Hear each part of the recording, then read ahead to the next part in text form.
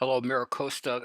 Summer 2020 political science class. Gonna look at referendums and initiatives and recall. This is all part of the direct democracy PowerPoint that we have up here. We're gonna talk a little bit about how direct democracy works in California and how we have the ability as California citizens to change laws and to enact policies just by going out to Vaughn's or Walmart and getting a bunch of signatures.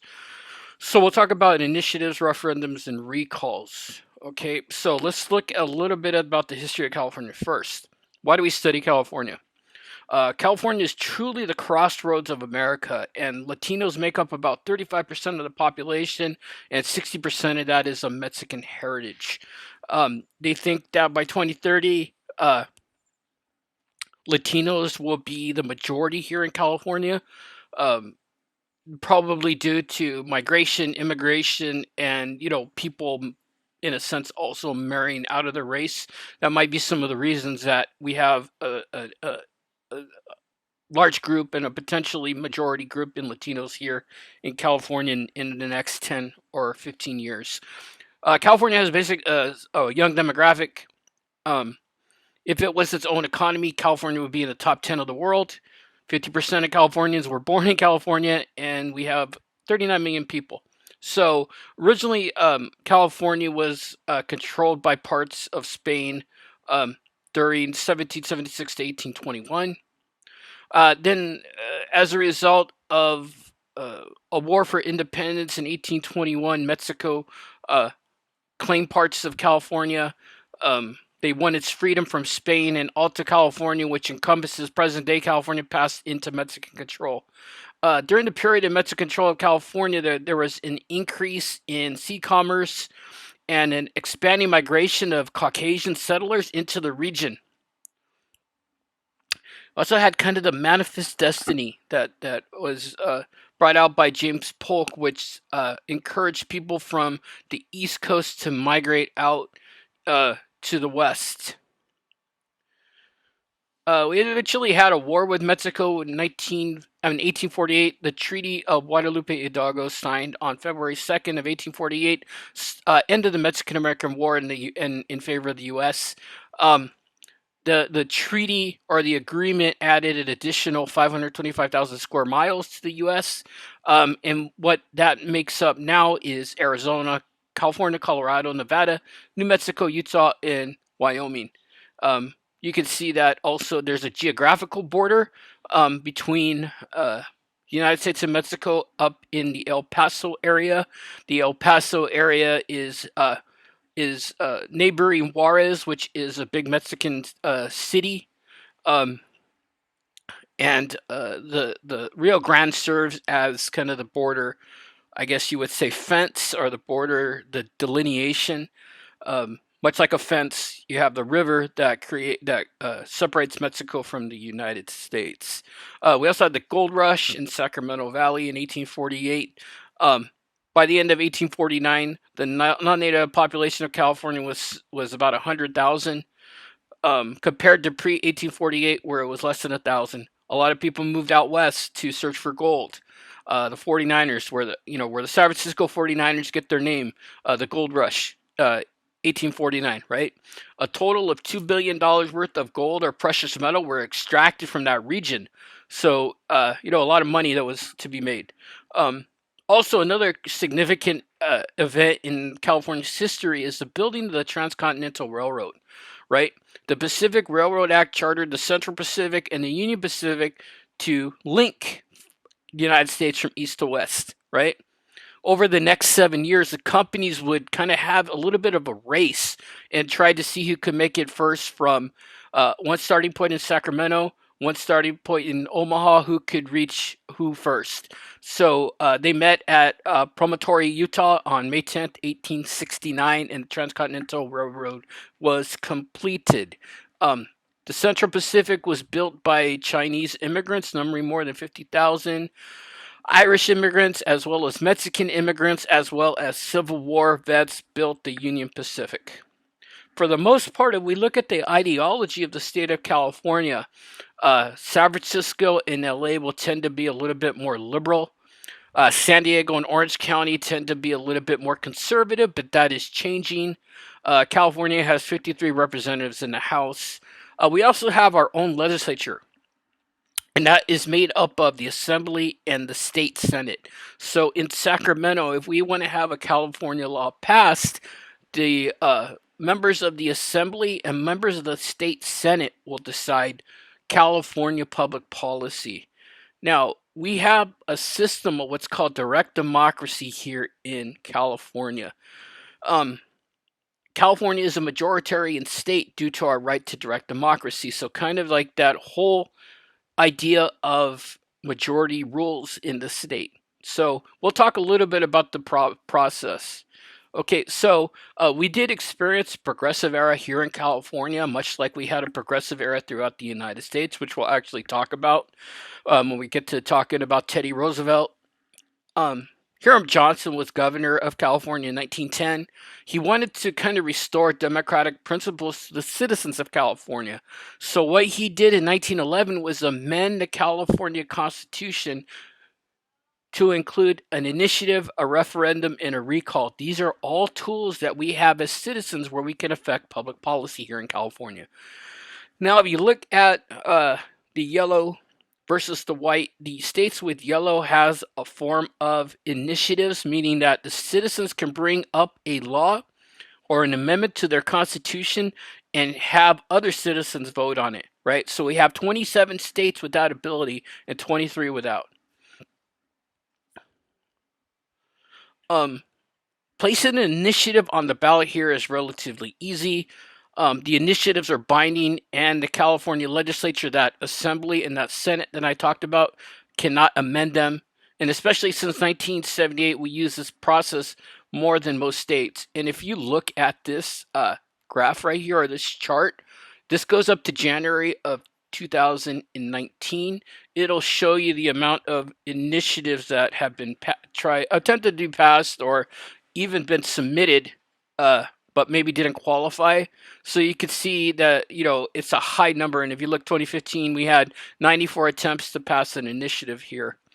But if you look at here, not much get passed. All right.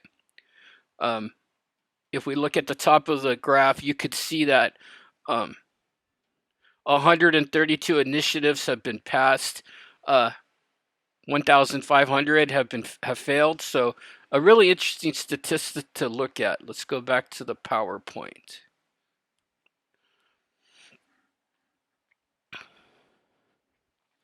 Okay, like I said, here in California, we have the initiative, the referendum, and a recall.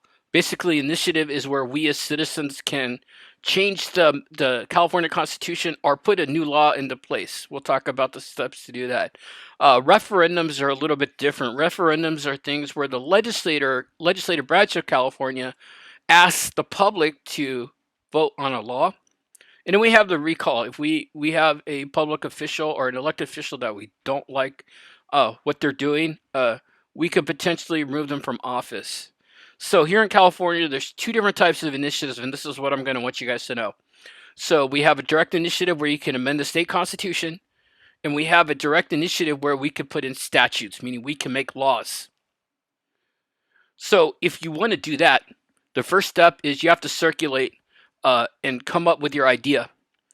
You have an idea, you need $2,000 to register that idea, and that idea out there turns into initiative, and it's cycled out for 150 days.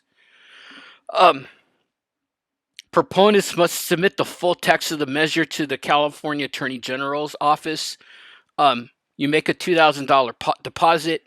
If your initiative qualifies for the ballot, and we'll talk about qualification purposes in a minute, you get that $2,000 back. If you don't qualify, you lose that $2,000. So you really, really need to make sure if you can afford to lose $2,000 if you want to do that initiative process. But, just looking at the numbers, you can see it's put into place so we don't get, a deluge of initiatives each year. So what will happen is the Attorney General's office will review it. Then there's a 30-day period where the public can review it and citizens can give their input in any alterations or amendments could be made to that law or that constitutional amendment. After that, the Attorney General's office makes a summary about the initiative, and then they complete what's called petition language. So if you guys ever been to a Vons or Walmart and you see somebody asking you to sign something, it's pretty much going to be an initiative, right? And that language that the Attorney General crafts has to be on that petition. Okay, so once the measure has been submitted, sponsors may submit amendments. We talked about that. The potential fiscal impact must be reviewed. If you ever look at the California Voter Guide that comes out, it'll tell you the fiscal impact for initiatives. So here are a couple of key figures that I want you guys to know. So if you want to get an initiative going and you want to petition to help you qualify for the ballot, you need signatures, right? And signatures, the required number of signatures have to equal the number of voters in the last gubernatorial race. So for a constitutional initiative, you need 8% of the people that voted in the last governor election to sign a petition in order for it to qualify. A statutory initiative, remember, if we want to make a law, it's called a statute, you need 5% of the voters that voted in the last gubernatorial race. So remember those two numbers, 8% and 5%. Usually need anything, somewhere from $1 to $2 million to get it started. And you could get anything on the ballot. Here's an example: the prohibition of horse slaughter and sale for horse meat for Human Consumption Act qualified and passed. So, those are examples.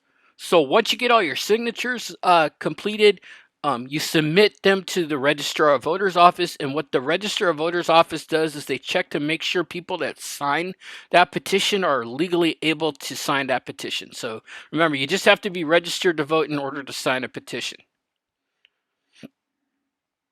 If you want to put a new tax or raise a tax, you need what's called a supermajority.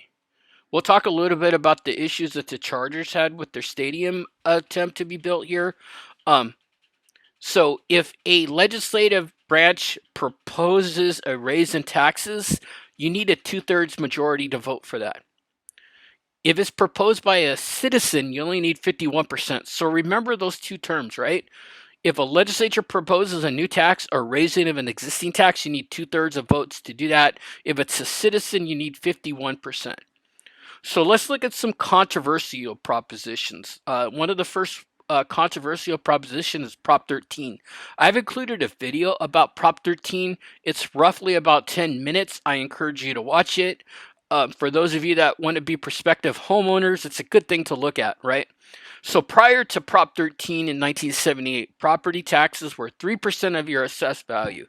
So if you owned a home that was worth $100,000, your yearly property tax would be $3,000, right? So you would pay $1,500 in April and then $1,500 in December.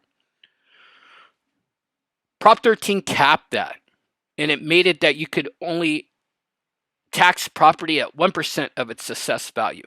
So if I have the $100,000 house and now my taxes are 1%, I pay $1,000 tax twice a year, right? So I'll pay $500 in April, $500 in December.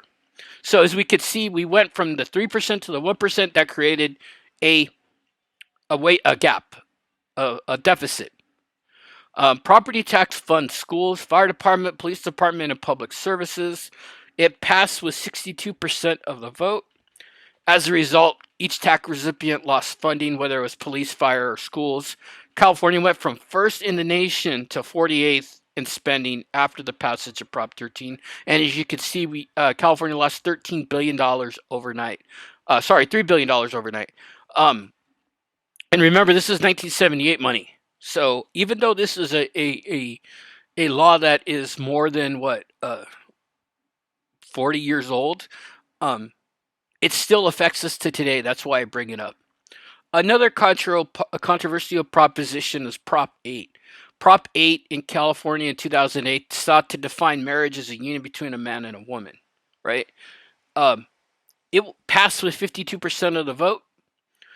It was eventually argued in court, and we'll talk about the Windsor versus United States case and how this Perry versus Schwarzenegger case affected same-sex marriage here in the United States.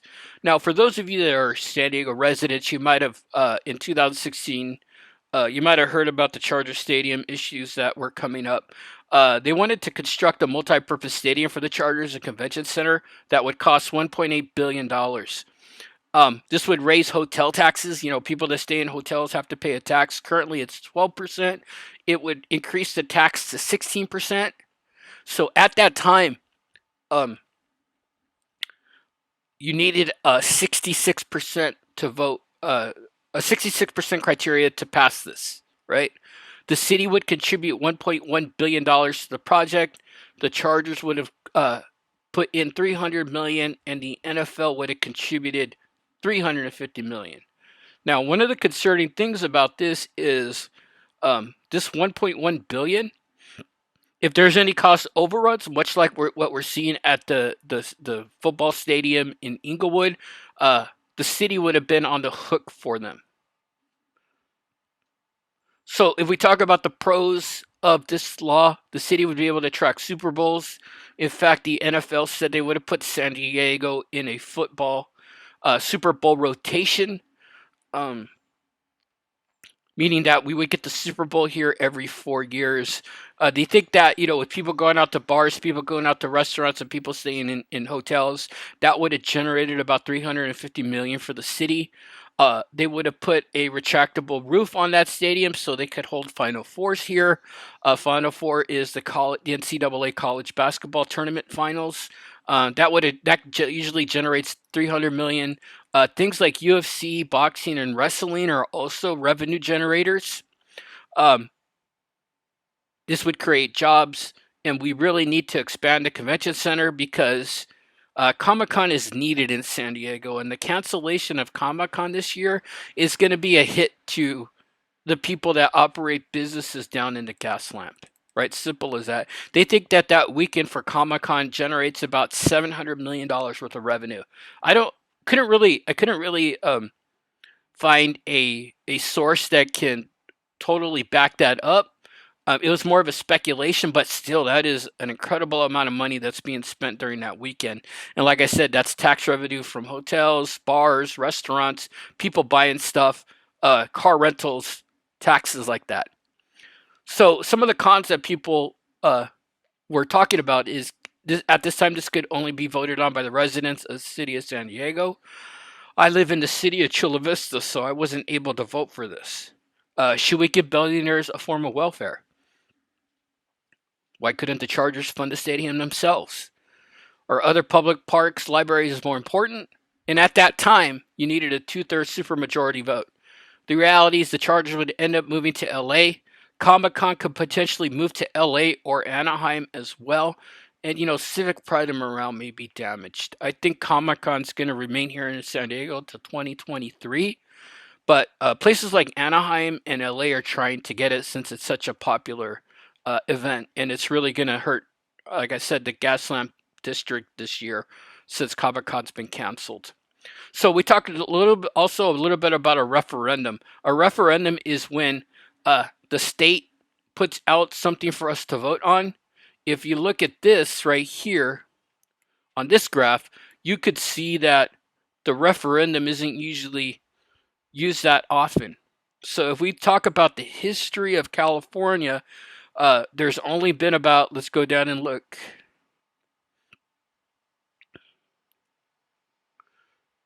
There's only been about 89 referendums that's been proposed. And a lot of them, as you can see, do not qualify. Meaning that you couldn't get enough signatures or whatever. One of the last ones to pass was the banning of single-use plastic bags that was passed in 2014.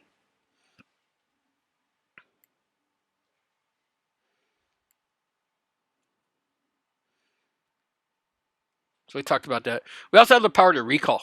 So we can recall officials, whether it's the governor, lieutenant governor, or secretary of state. In 2003, California successfully recalled Gray Davis, who was governor at that time, and we elected Arnold Schwarzenegger as governor. There was also an attempt to recall Judge Aaron Persky, which was successful. in June 2018. For those of you that know the Brock Turner case, Judge Persky was a judge in Santa Clara County that sentenced Brock Turner to 6 months jail sentence for rape, when a lot of people were saying that it should have been at the minimum 2 years. There was a lot of anger because Brock Turner was eventually out of jail by the third month. So there was some anger toward Persky, and kind of being too lenient on Brock Turner. And if you don't know the case, go ahead and look it up, and you'll kind of see the controversies out of that. He was eventually recalled. And just some requirements: you need 12% of registered voters that voted in the last election for that office in order for them to be recalled. Okay, so that is direct democracy in a nutshell. We will talk to you soon.